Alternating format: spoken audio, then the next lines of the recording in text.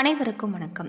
ஈரோடு பண்ணாரியம்மன் கோவிலில் குண்டம் திருவிழா பூச்சாட்டத்துடன் தற்போது வெகு விமர்சையாக நடைபெற்று வருது. முக்கிய நிகழ்ச்சியான குண்டம் இறங்குதல் விழாவிற்கான சர்ப்பம் புறப்பாடு மற்றும் உற்சவ வீதி உலா நடைபெற்று வருது. இதில் பல்லாயிரக்கணக்கான பக்தர்கள் கலந்து கொண்டு அம்மனை வழிபட்டு செல்கிறாங்க. பண்ணாரியம்மன் கோவில் சிறப்புகளை பற்றியும் பூச்சாட்டத்தின் போது நடக்கக்கூடிய பல அதிசயங்களை பற்றி தான் தெரிஞ்சுக்க போகிறோம். வீடியோ ரொம்பவே பயனுள்ளதாக இருக்கும். வீடியோவை கடைசி வரைக்கும் ஸ்கிப் பண்ணாமல் பாருங்கள். நம்ம சேனலை நீங்கள் இன்னும் சப்ஸ்கிரைப் பண்ணலைன்னா மறக்காமல் சப்ஸ்கிரைப் பண்ணிவிடுங்க. வாங்க வீடியோக்குள்ளே போகலாம். கடந்த சில நாட்களாக நடைபெற்று வந்த பூச்சாட்டு விழா இன்று மஞ்சள் நீர் கலந்து மற்றும் அம்மன் திருவீதி விழாவுடன் நிறைவடைகிறதாகவும் சொல்லப்படுது. இந்த கோவிலில் குண்டம் விழாவை ஒட்டி பண்ணாரியம்மன் உற்சவ அருகில் இருக்கக்கூடிய கிராமங்களுக்கு வீதி உலா சென்று பக்தர்கள் அருள்பாலிக்கிறாங்க. பல்வேறு சிறப்புகளை கொண்ட ஒரு கோவிலாக தான் பண்ணாரியம்மன் கோவில் அமைஞ்சிருக்கு. குண்டம் விழாவை முன்னிட்டு அம்மனுடைய தரிசனம் செய்ய தினமுமே ஆயிரக்கணக்கான பக்தர்கள் பண்ணாரியில் குவிந்து வருவதாகவும் சொல்லப்படுது.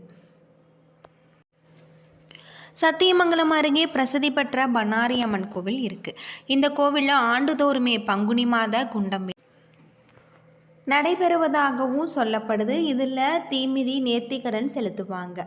அந்த வகையில் இந்த ஆண்டுக்கான குண்டம் திருவிழா நேற்று முன்தினம் பூச்சாட்டத்துடன் தொடங்கியது. வரும் 31ஆம் தேதி செவ்வாய்க்கிழமை அதிகாலை 4 மணிக்கு பக்தர்கள் குண்டத்தில் இறங்கி தீமிதிப்பு திருவிழா நடைபெறுவதாக சொல்லப்படுது. குண்டம் விழாவிற்கான பூச்சாட்டத்தில் தொடர்ந்து நேற்று இரவு அம்மன் சப்தரத ஊர்வலம் தொடங்கியதாகும். பண்ணாரி அம்மன் மற்றும் சக்ரி மாரியம்மன் ஆகிய உற்சவ அம்மன்கள் அலங்கரிக்கப்பட்ட சர்ப்பரதத்தில் அம்மன்கள் எழுந்தருளி திருவீதி உலா வந்து பக்தர்கள் அருள்பாலித்திருக்காங்க. இந்த ஊர்வலம் இரவு 12 மணிக்கு தொடங்குவதாகவும் சொல்லப்படுது. கோவிலை அடைந்து சர்பரதம் இறங்கி வைக்கப்படுவதாகவும் சொல்லப்படுது. இன்று காலை 7 மணிக்கு சர்பரதம் மாரியம்மன் கோவிலில் இருந்து புறப்பட்டது. கிராமங்களில் சென்று பக்தர்கள் அம்மன் அருள்பாலித்திருக்காங்க. இங்கு செல்லக்கூடிய வழிகளில் தண்ணீர் தெளித்து கோலமிட்டு அம்மனை வரவேற்று வழிபட்டிருக்காங்க. தங்களுடைய வீட்டுக்கு முன்பு தண்ணீர் தெளித்து கோலம் போட்டு தேங்காய் பழம் வெற்றிலைப்பாக்கு ஆகியவையை தட்டில் படைத்து அம்மனை காட்சி தருவதாகவும் சொல்லப்படுது. பல்வேறு சிறப்புகளை கொண்டு இருக்கக்கூடிய வகையில் தான் இந்த பண்ணாரியம்மன் கோவில் அமைஞ்சிருக்கு அப்படின்னே சொல்லலாம். இந்த கோவில் பண்ணாரியம்மன் சுயம்பு மூர்த்தியாக அருள்பாலித்திருக்காங்க. இந்த கோவில் சத்தியமங்கத்தில் இருந்து சுமார் 10 கிலோமீட்டர் தொலைவிலும் ஈரோட்டில் இருந்து 75 கிலோமீட்டர் தொலைவிலும் இருக்குது.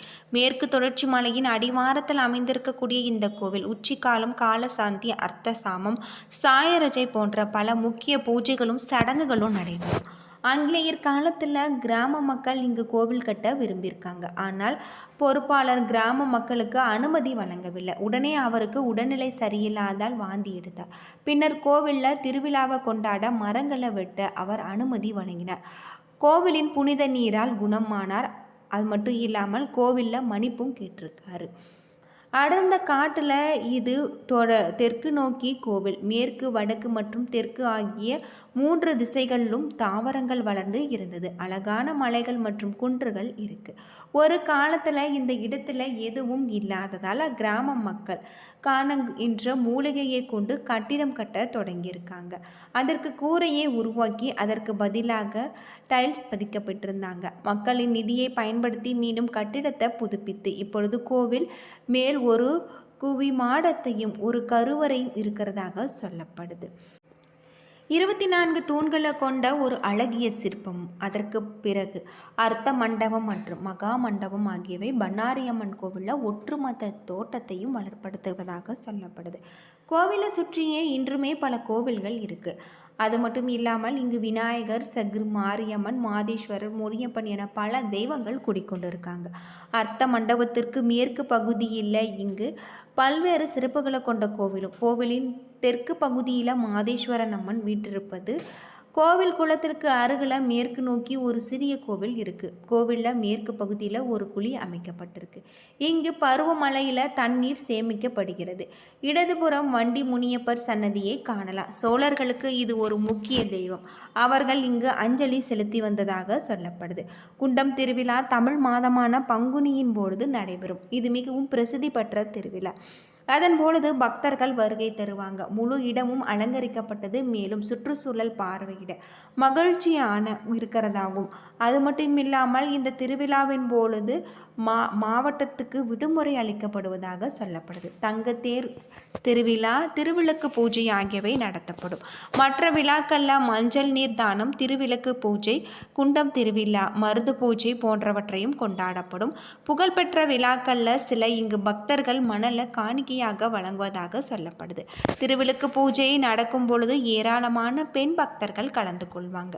தென்னிந்தியா முழுவதிலும் இருந்து மக்கள் அம்மனை வணங்குவதற்காக கோவிலுக்கு வருவதாக சொல்லப்படுது. தமிழகத்தில் மேற்கு பகுதியான கொங்கு நாடு காடுகள் நிறைந்த நிலமாகும். மிகவும் வளமானதாக திகழ்கிறது பண்ணாரியம்மன் கோவில். கொங்கு நாட்டின் வடமேற்கு எல்லையில் அமைஞ்சிருக்கக்கூடிய பார்வையாளர்கள் இங்கு அம்மனை தரிசிக்கும் இந்த இடத்தின் அழகை காணவும் விரும்புகிறாங்க அப்படின்னு சொல்லலாம். பண்ணாரியம்மன் அற்புதங்களை செய்யும் சக்தி தேவியாக கருதப்படுகிறார். அதற்கு வாழ்க்கையில் சிரமம் உள்ளவர்கள் மற்றும் அம்மன் அருள் பெற இந்த கோவிலுக்கு வருவதாகவும் சொல்லப்படுது.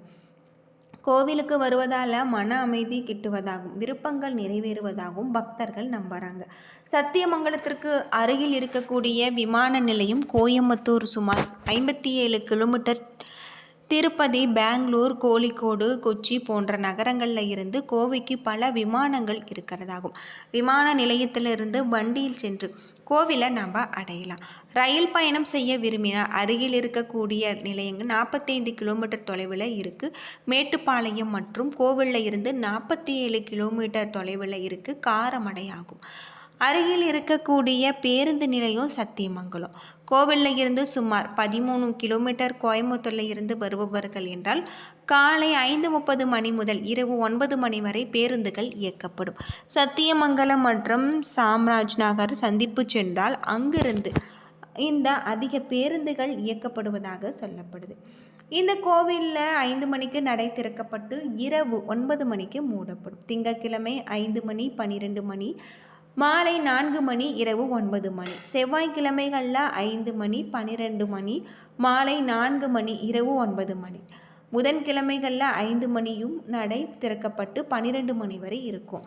அதே போல் இரவு 9 மணி வரை இருக்கும். இப்படி முழு நேரமும் மதியம் 12 மணி வரை, மாலை 4 மணி வரையும் கோவில் நடை திறந்தப்பட்டிருந்தாங்க சொல்லப்படுது. பண்ணாரியம்மன் சக்தி வாய்ந்த ஒரு அம்மனாக இருப்பதாகும். பண்ணாரியம்மன் பூச்சாட்டுதலின் பொழுது இங்கு பரவலாக மழை பெய்யும் அப்படின்னும் சொல்லப்படுது. ஈரோடு மாவட்டம் சத்தியமங்கலம் மைசூர் செல்லும் வழி தேசிய நெடுஞ்சாலையில் இந்த கோவில் அமைஞ்சிருக்கு. பண்ணாரி அம்மனாது வளர மேல் சிலிர்க்க வைக்கக்கூடிய வகையில் அமைந்துள்ளதாக புராணங்களில் சொல்லப்பட்டிருக்கு.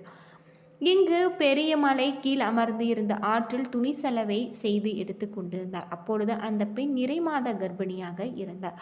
பின் சலவை துணி துவைக்கும் வேளையில் கடுமையான மழை பெய்து கொண்டு இருந்தது. அந்த சமயத்தில் பெண்ணுக்கு பிரசவ வலி ஏற்பட்டு அது கணவனே தான் சலவை கொண்டு இந்த சேலைகளை கொண்டு நாள்புறமும் கட்டி மனைவிக்கு தானே பிரசவம் பார்த்திருக்காங்க. 2 பெண் குழந்தைகள் பிறந்ததாக புராண வரலாற்றில் செவிவழி வரலாறுமாக இருக்கு.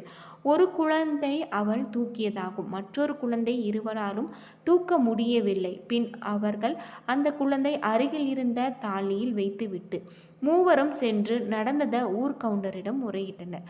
பின் அவர்களுடைய அந்த குழந்தை இருக்குமிடம் சென்று குழந்தையை தூக்க முடியவில்லை. பின் இரும்பு கடப்பாறையை கொண்டு அந்த தாலியை தூக்க முற்பட்டாங்க. அப்பொழுது அந்த குழந்தை வலது மார்பில் கடப்பாறை பட்டு ரத்தம் கசிந்தது. அந்த தாலியின் உள்ளே இருந்த குழந்தை காலையில சென்று பார்க்கும் பொழுது பெண் குழந்தை வடிவமாக அம்மனாக எழுந்தருளி இருந்து அம்மனே கனவில் வந்து தினமும் திருவிழா நடத்த வேண்டும் என்று கூறியதாகவும் சொல்லப்பட்டிருக்கு. பின் ஊர் திருவிழா அன்று அனைவருமே கொங்கு நாட்டு வழக்கப்படி பச்சை மாவு எடுத்து வடக்கு திசையில் சென்றாங்க. அப்பொழுது அந்த சலவை தொழிலாளி பெண் தனது குடும்ப வறுமை காரணமாக பச்சை மாவுக்கு பதில் புளியங்கொட்டையை கொண்டு எடுத்து அதில் மாவு எடுத்து நோக்கி கொண்டு சென்றதாகும். அந்த புளிய மாவுக்காக அம்மனே வடக்கில் இருந்து தெற்கு நோக்கி திரும்பி காட்சி கொடுத்ததாகவும் சொல்லப்படுது. இந்த கோவில் பல்வேறு சிறப்புகளை கொண்டு இருக்கக்கூடிய வகையில் சொல்லப்படுது. என்ன நண்பர்களே, இந்த வீடியோ உங்களுக்கு பயனுள்ள ஒரு தகவலை தந்திருக்குன்னு நினைக்கிறேன். வீடியோ பிடிச்சிருந்தால் லைக் பண்ணுங்கள், ஷேர் பண்ணுங்கள், கமெண்ட் பண்ணுங்கள். நன்றி நண்பர்களே.